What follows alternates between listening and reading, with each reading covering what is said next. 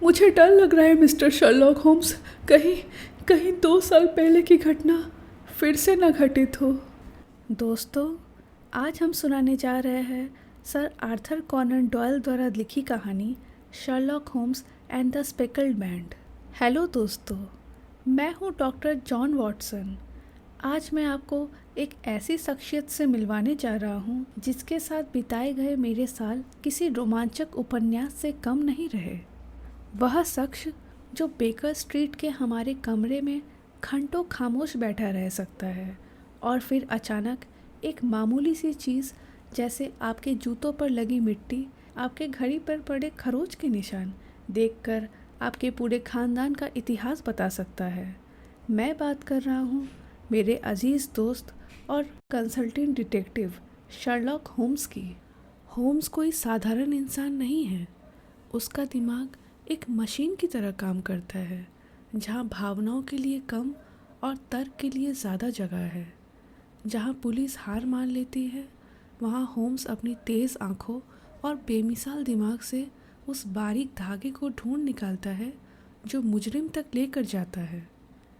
वह जितना अजीब है उतना ही जीनियस भी। रही मेरी बात, तो मैं हूँ डॉक्टर जॉन वॉटसन। पेशे से एक आर्मी डॉक्टर रहा हूँ और अफ़गानिस्तान के युद्ध में घायल होने के बाद लंदन वापस लौटा था। मेरी किस्मत मुझे होम्स के पास लेकर आई। तब से मैं उसके हर छोटे बड़े केस का गवाह और साथी रहा हूँ। पिछले 8 सालों से मैंने शर्लॉक के साथ काम किया है। उस दौरान मुझे 70 से भी अधिक असाधारण केसेस मिले। असल में शर्लॉक ऐसे किसी भी केस से जुड़ने से मना कर देता है जो असामान्य या काल्पनिक ना हो। वह धन कमाने के बजाय अपने कौशल के प्रति प्रेम के लिए काम करता है। सन 1883 के अप्रैल की शुरुआत की बात थी, जब मैं एक सुबह उठा तो शर्लॉक होम्स मेरे बिस्तर के सामने ही खड़ा था। आमतौर पर वह देर से उठता था, पर मेंटल पीस पर खड़ी घड़ी दिखा रही थी कि अभी सुबह के केवल 7:15 ही बजे हैं। मैंने कुछ आश्चर्य और शायद थोड़ी नाराज़गी के साथ उसे देखा, क्योंकि मैं स्वयं भी देर से उठता था। तुम्हें जगाने के लिए खेद है वॉटसन, लेकिन आज सुबह सबका यही हाल है। सबसे पहले श्रीमती हडसन को जगाया गया, फिर उन्होंने मुझे जगाया और मैं तुम्हें जगा रहा हूँ। शर्लॉक की बात सुनकर मैं थोड़ा झुंझला गया और बोला, क्या बात है, कहाँ आग लगी है? नहीं वॉटसन, एक क्लाइंट आई है। ऐसा लगता है एक युवा महिला काफ़ी उत्तेजित अवस्था में है, जो मुझसे मिलने की जिद कर रही है और अभी बैठक में प्रतीक्षा कर रही है। तुम्हें तो पता है वॉटसन, जब भी लंदन में इतनी सुबह युवा महिलाएं घूमती है तो लोगों को उनके नींद से जगाती है। मेरा अनुमान है उसके पास बताने के लिए बहुत कुछ है।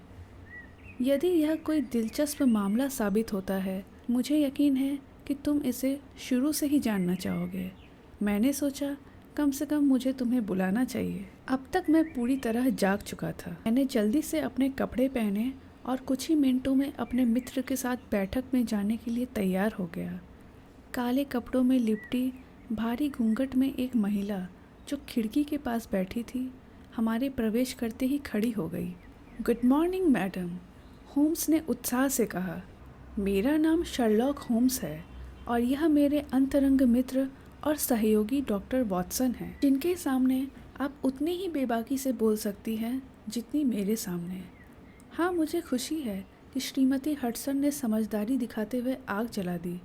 कृपया इसके पास आ जाए और मैं आपके लिए गर्म कॉफ़ी मंगवाता हूँ, क्योंकि मैं देख सकता हूँ कि आप काँप रही है। महिला ने धीमी आवाज़ में कहा, यह ठंड नहीं है जिससे मैं काँप रही हूँ। तो फिर क्या है? मुझे डर है मिस्टर होम्स, मैं डर से काँप रही हूँ। उन्होंने बोलते समय अपना घूंघट उठाया और हम देख सकते थे कि वो वास्तव में घबराई हुई लग रही थी। उनका चेहरा पूरी तरह खिंचा हुआ और पीला पड़ गया था। उनकी आंखें किसी शिकार किए हुए जानवर की तरह बेचैन और डरी हुई थी। उनकी विशेषताएं और आकृति 30 साल की महिला की थी, लेकिन उनके बाल समय से पहले सफ़ेद हो गए थे। उनके चेहरे के भाव थके हुए और हताश थे। शर्लॉक होम्स ने एक सरसरी निगाहों से उन्हें ऊपर से नीचे तक देखा। आपको डरना नहीं चाहिए माय लेडी। इसमें कोई संदेह नहीं है कि हम जल्द ही आपके मामलों को ठीक कर देंगे। मैं देख रहा हूँ कि आप आज ही सुबह ट्रेन से आई हैं। आपको कैसे पता कि मैं ट्रेन से आई हूँ?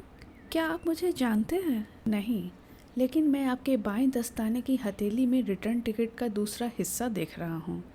आपने जल्दी यात्रा शुरू की होगी और फिर भी स्टेशन पहुँचने से पहले भारी भरकम सड़कों पर घोड़ा गाड़ी में लंबी यात्रा की है।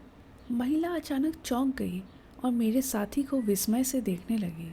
होम्स ने मुस्कुराते हुए कहा, इसमें कोई रहस्य नहीं है मैडम।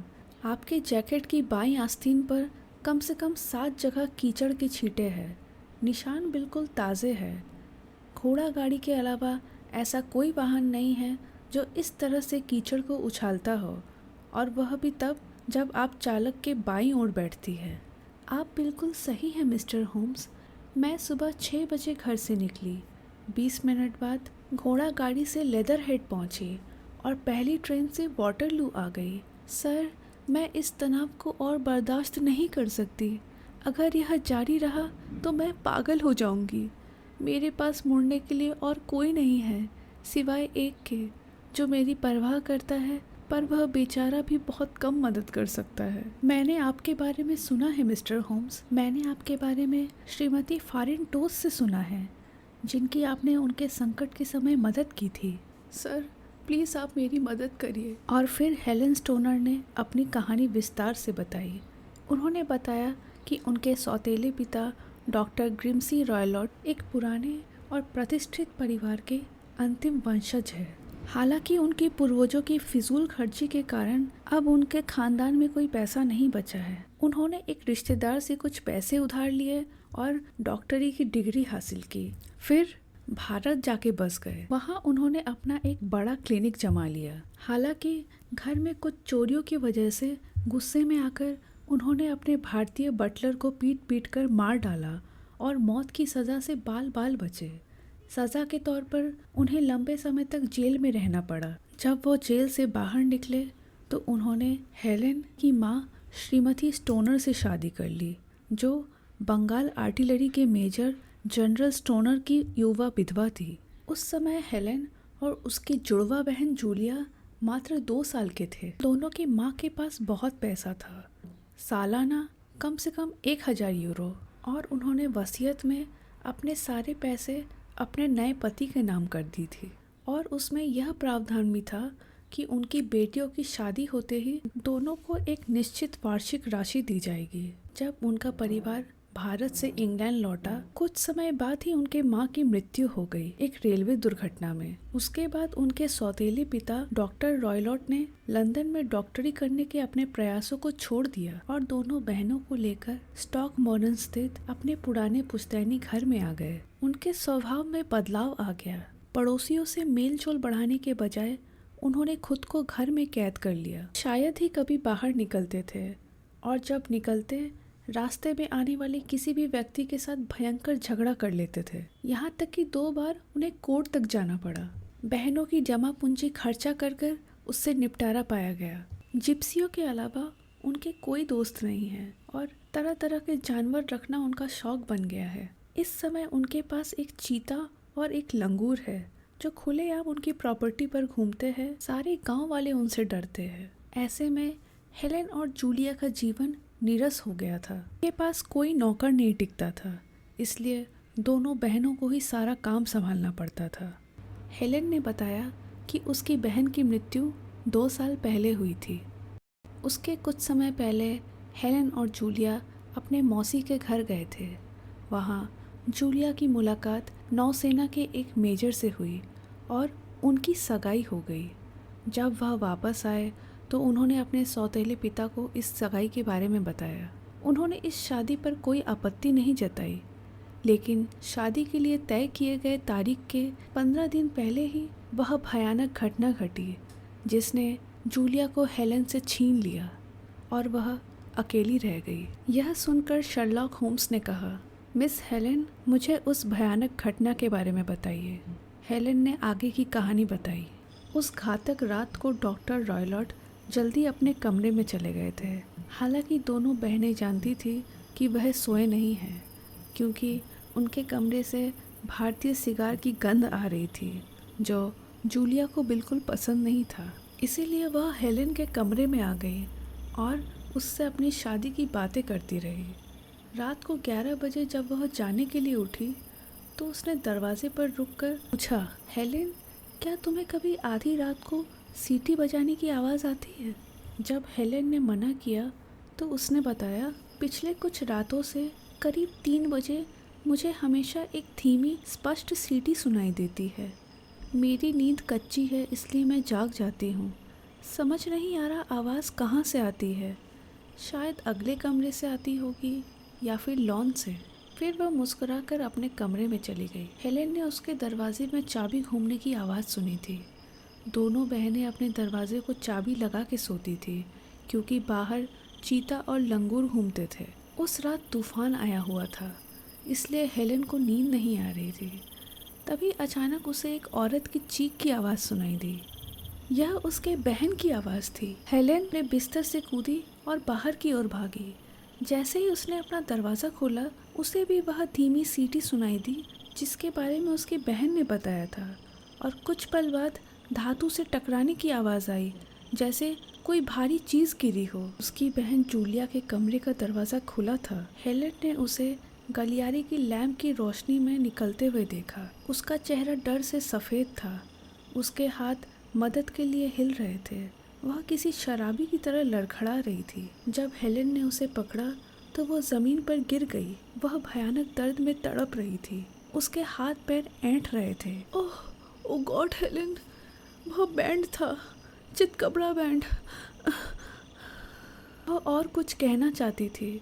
उसने डॉक्टर के कमरे की तरफ उंगली से इशारा भी किया लेकिन दोबारा दौड़े पड़ने के कारण उसकी आवाज़ रुक गई। जब तक डॉक्टर वहां पहुंचे वह बेहोश हो चुकी थी।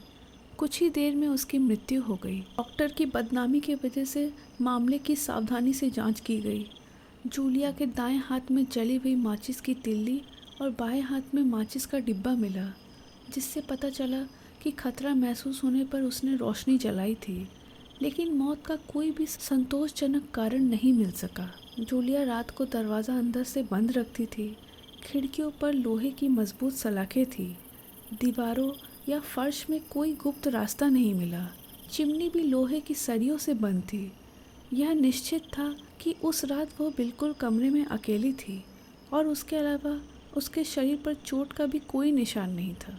शर्लॉक ने सारी बातें ध्यान से सुनी। क्या जहर की संभावना हो सकती है? डॉक्टरों ने इसकी जांच की थी लेकिन उन्हें कुछ नहीं मिला।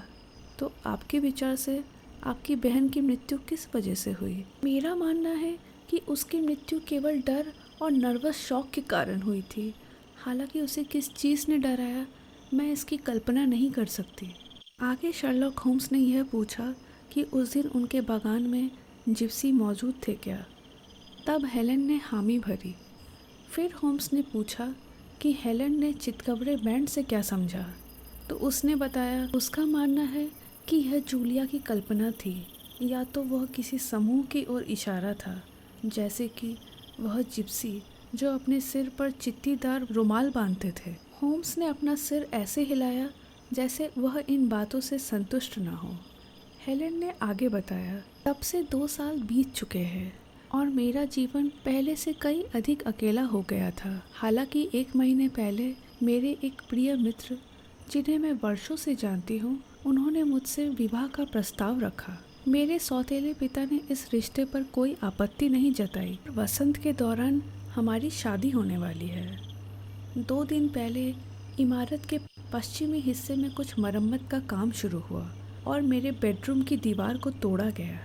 इसलिए मुझे उस कमरे में जाना पड़ा जिसमें मेरी बहन की मृत्यु हुई थी और उसी बिस्तर पर सोना पड़ा जिसमें वह सोती थी। तो ज़रा सोचिए मेरे डर की सीमा क्या रही होगी जब कल रात मैं जाग रही थी और उसके बारे में सोच रही थी। तभी अचानक रात के सन्नाटे में मुझे वही धीमी सीटी सुनाई दी जो उसके मृत्यु का संकेत बनी थी। मैं तुरंत उठी और लैंप चलाया, लेकिन कमरे में कुछ भी दिखाई नहीं दिया। मैं बहुत डरी हुई थी और दोबारा सो नहीं सकी। इसलिए मैंने कपड़े पहने और जैसे ही सुबह हुई नीचे आई और घर से निकल पड़ी। वहाँ से मैं आज केवल आपसे मिलने और आपकी सलाह लेने के उद्देश्य से आई हूँ। आपने समझदारी की, पर क्या आपने मुझे सब कुछ बता दिया है? हेलेन ने अपना सिर हाँ में मिलाया। तब शर्लॉक ने अपनी पैनी नज़र उस पर गाड़ी और कहा, मिस हेलेन, आपने मुझे सब कुछ नहीं बताया है।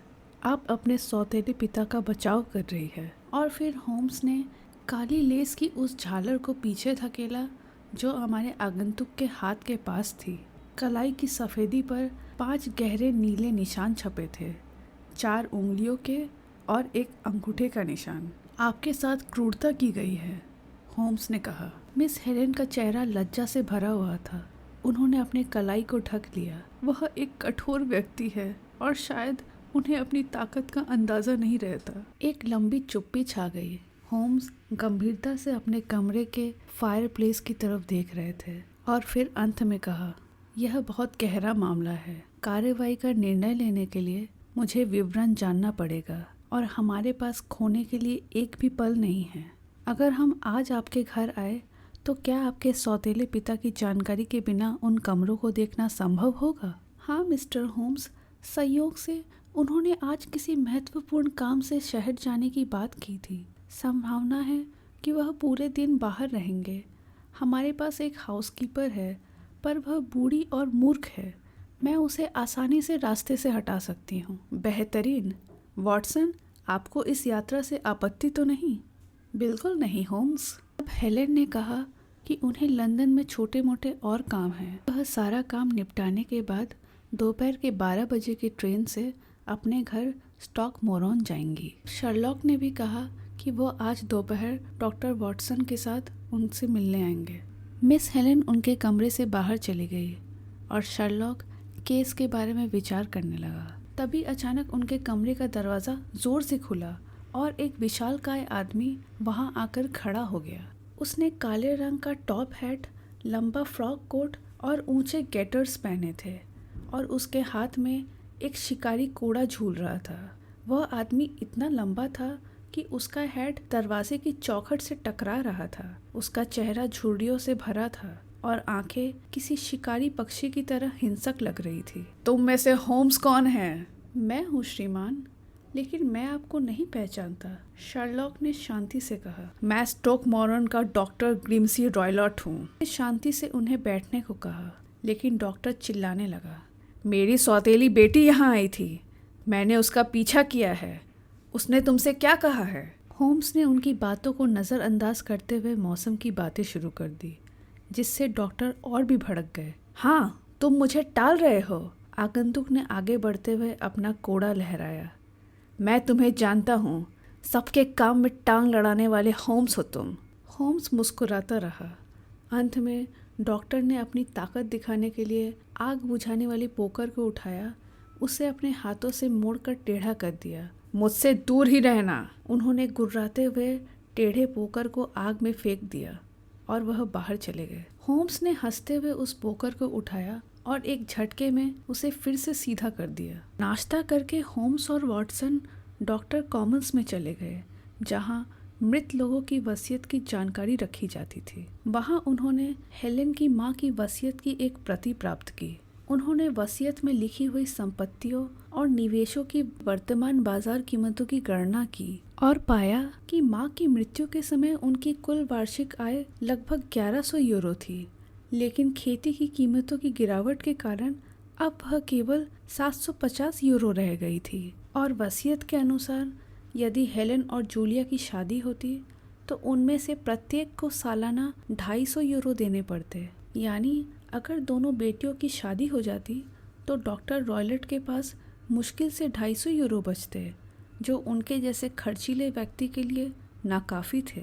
इससे यह स्पष्ट हो जाता है कि डॉक्टर के पास अपनी सौतेली बेटियों की शादी रोकने का एक मजबूत आर्थिक कारण था। खैर, होम्स और वॉटसन सुबह तय किए हुए समय पर स्टॉकमोरन पहुंचते हैं।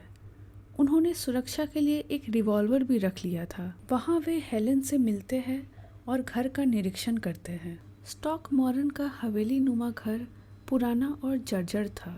होम्स ने देखा घर के जिस हिस्से का मरम्मत हो रहा था वहाँ मरम्मत की कोई ज़रूरत ही नहीं थी। उसने तुरंत भांप लिया कि यह मरम्मत केवल मिस हेलन को उसके कमरे से निकालकर उसकी बहन जूलिया वाले कमरे में भेजने का बहाना था। 3 कमरे आसपास ही थे।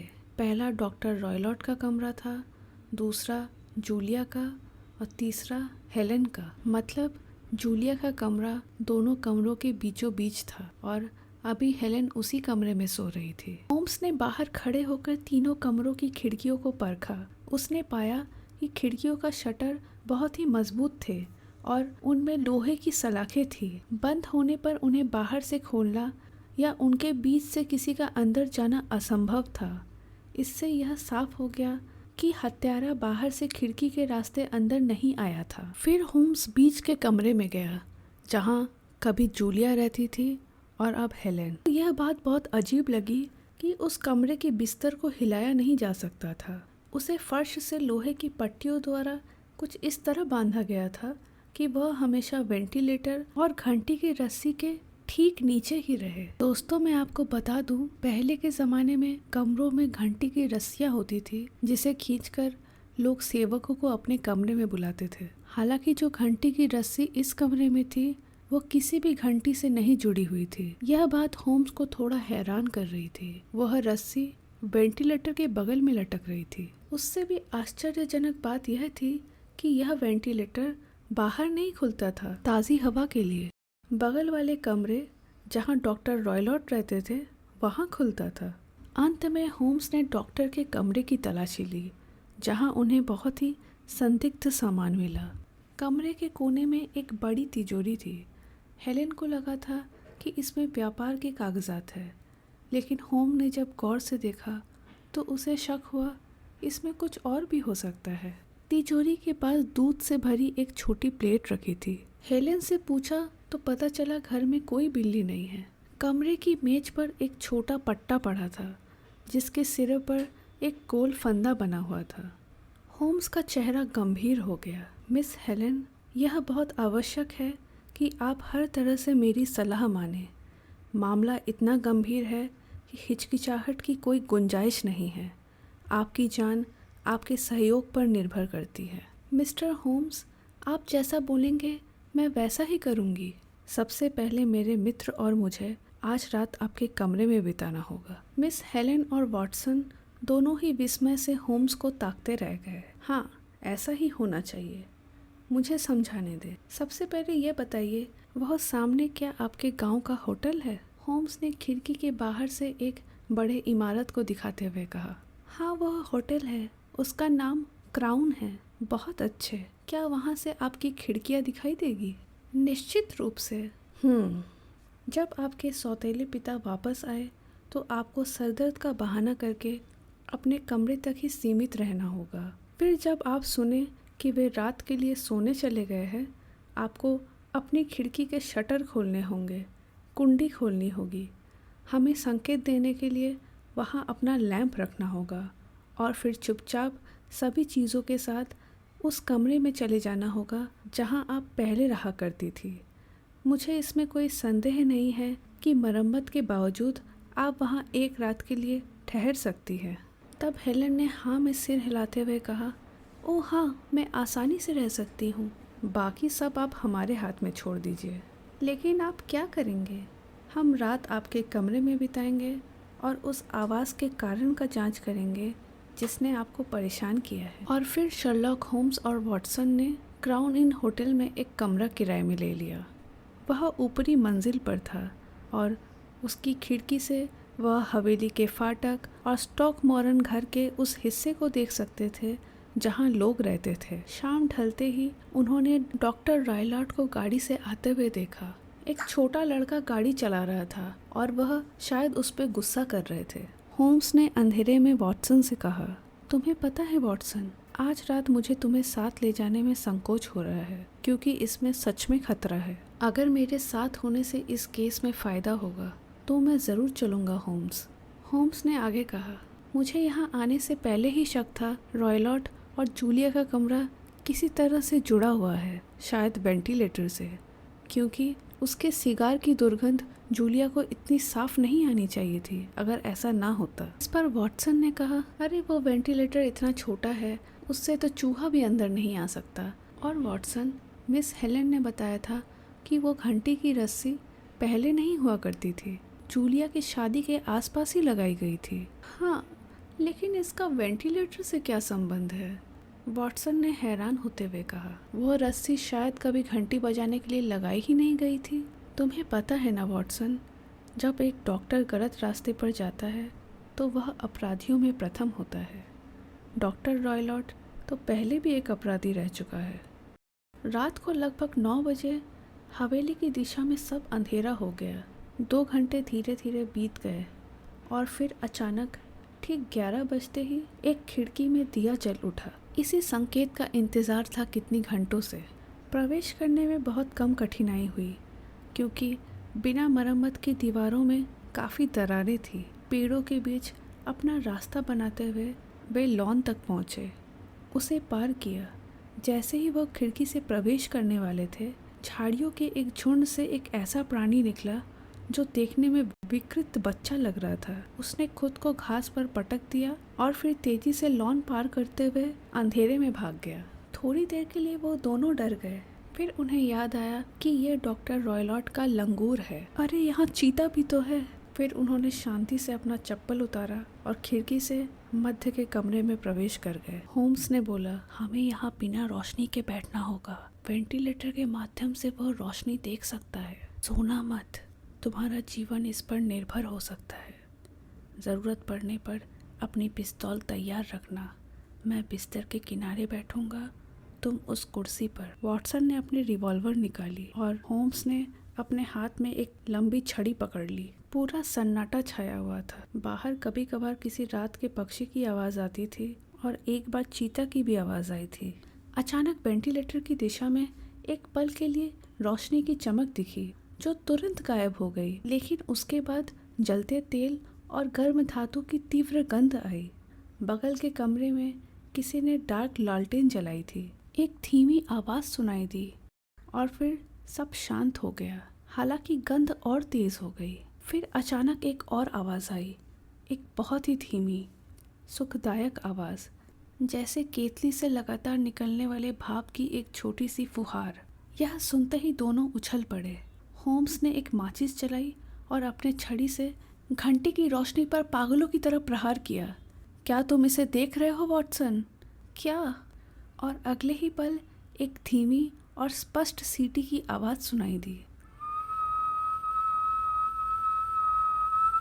प्रहार करते वक्त होम्स के चेहरे पर भय और घृणा का भाव था। जैसे ही उसने वार करना बंद किया, वह ऊपर वेंटिलेटर की ओर ताकने लगा। तभी अचानक रात के सन्नाटे को चीरती हुई एक भयानक चीख उठी। वह और तेज होती गई। दर्द, डर, गुस्से से भरी एक कर्कश दहाड़ जो एक ही खौफनाक चीख में मिल गई थी। कहते हैं नीचे गांव में, यहाँ तक कि दूर स्थित पादरी के घर में भी उस चीख ने सोए हुए लोगों को बिस्तरों से जगा दिया था। होम्स की आवाज़ में शांति थी। वॉटसन, सब खत्म हो गया। अपनी पिस्तौल उठाओ, हम डॉक्टर रॉयलेट के कमरे में चलेंगे। उन्होंने डॉक्टर के कमरे में 2 बार दस्तक दी, पर अंदर से कोई आवाज़ नहीं आई। फिर उन्होंने हैंडल घुमाया और अंदर दाखिल हुए।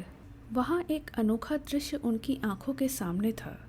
मेज पर एक डार्क लालटेन रखी थी जिसका शटर आधा खुला हुआ था, जिससे लोहे की तिजोरी पर रोशनी की एक तेज़ किरण पड़ रही थी, जिसका दरवाज़ा थोड़ा खुला हुआ था। इसी मेज के पास लकड़ी की कुर्सी पर डॉक्टर रॉयलॉट बैठे थे, जो एक लंबा घूसर गाउन पहने हुए थे। उन्होंने चप्पल नहीं पहनी हुई थी। उनकी गोद में एक छोटा चाबुक रखा था जो उन्होंने दिन में देखा था। उनकी ठुड्डी ऊपर की ओर उठी थी और आंखें छत के कोने में एक भयानक स्थित नज़र से टिकी थी। उनके माथे के चारों ओर एक अजीब पीली पट्टी बंधी थी जिस पर भूरे रंग के धब्बे थे, जो उनके सिर के चारों ओर कसकर लिपटी हुई लग रही थी। डॉक्टर ने उन्हें देखकर बिल्कुल भी कोई हरकत नहीं की। होम्स फुसफुसाए, धब्बेदार पट्टी। तभी वह अजीब पट्टी हिलने लगी। वह एक सांप था। उसका चौकोर सिर और फूला हुआ फन ऊपर उठ गया। यह स्वैम्प एडर है, होम्स चिल्लाया। भारत का सबसे घातक सांप। काटे जाने के 10 सेकंड के भीतर उसकी मृत्यु हो गई। सच तो यह है कि हिंसा हिंसक पर ही पलटवार करती है। साजिश रचने वाला उसी गड्ढे में गिरता है जो उसने दूसरों के लिए खोदा होता है। आओ वॉटसन, हम इस जीव को वापस उसके बिल में डाल दें और फिर मिस हेलन को किसी सुरक्षित स्थान पर पहुंचा सकते हैं और जिला पुलिस को सूचित कर सकते हैं कि क्या हुआ है। बोलते हुए उन्होंने मृत व्यक्ति की गोद से तेजी से चाबुक को उठाया और उस फंदे की सरी को सांप के गर्दन के चारों ओर डालकर उस भयानक ठिकाने से खींचा और हाथ की दूरी पर पकड़कर उसे लोहे की तिजोरी में फेंक दिया और बंद कर दिया। शर्लॉक होम्स और डॉक्टर वॉटसन अब ट्रेन से लंदन वापस लौट रहे थे। होम्स ने कहा, देखो वॉटसन, शुरुआत में मैं पूरी तरह भटक गया था। उन जिप्सियों की मौजूदगी और बेचारी लड़की के आखिरी शब्द धब्बेदार पट्टी ने मुझे गलत रास्ते पर डाल दिया था। मुझे लगा शायद उसका इशारा जिप्सियों के सर पर बंधे रुमाल की तरफ था, लेकिन सच तो कुछ और ही था। जब हमने उस कमरे की जांच की, 3 चीज़ों ने मेरा दिमाग ठनका दिया। वह वेंटिलेटर, जो बाहर की ताज़ी हवा के लिए नहीं, डॉक्टर के कमरे की तरफ खुलता था। नकली घंटी की रस्सी, जो किसी घंटी से नहीं जुड़ी थी बल्कि सीधे बिस्तर के ऊपर लटक रही थी। और फर्श से जकड़ा हुआ बिस्तर को हिलाया नहीं जा सकता था ताकि शिकार हमेशा उस रस्सी और वेंटिलेटर के सीध में ही सोए।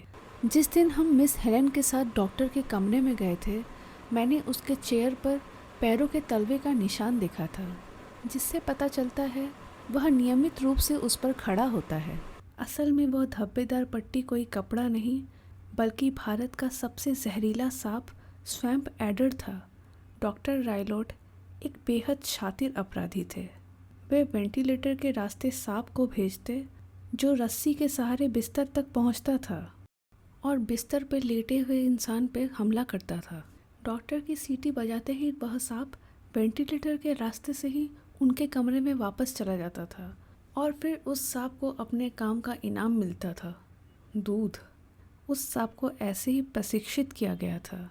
उस रात जब मैंने अंधेरे में अपनी छड़ी से उस जीव पर हमला किया तो वह डर कर वेंटिलेटर के रास्ते डॉक्टर के कमरे में भाग गया। वहाँ उसने अपने ही मालिक को काट लिया। वॉटसन, इसे ही कुदरत का न्याय कहते हैं। साजिश रचने वाला खुद अपने ही खोदे हुए गड्ढे में जा गिरा। हालांकि तकनीकी रूप से मैं उसकी मौत के लिए जिम्मेदार हूँ, लेकिन यकीन मानो मुझे इसका बिल्कुल भी अफसोस नहीं है।